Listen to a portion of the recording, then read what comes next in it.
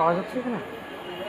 All Bengal blind teachers association থেকে আমাদের sir আপনার নাম? রবীন্দ্রনাথ সাহা।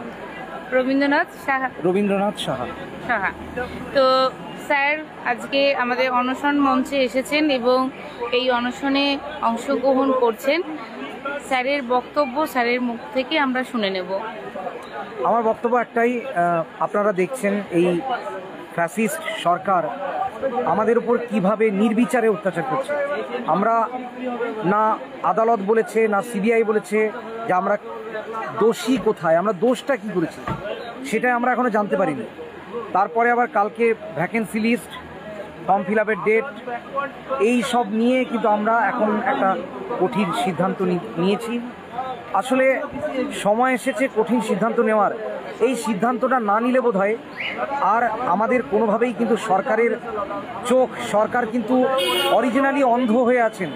আমাদের যে দৃষ্টিহীনরা এসেছেন, আমি মনে করি তাদের থেকে অন্ধ হচ্ছে আমাদের বর্তমান সরকার।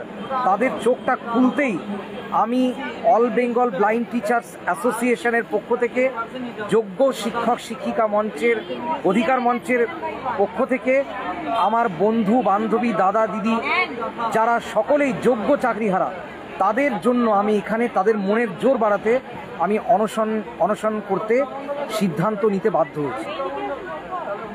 ঠিক আছে, স্যারকে অসংখ্য ধন্যবাদ।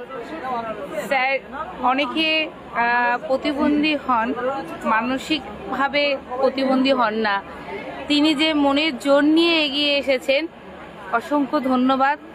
আপনারা আসুন, ওনাদের মনের জোর দিন, এইভাবেই যাতে আমাদের লড়াইটা, আমাদেরকে যে জীবন জীবিকা যে লড়াইটা আমরা করছি সেটা থেকে আমরা যাতে জয়ী হতে পারি।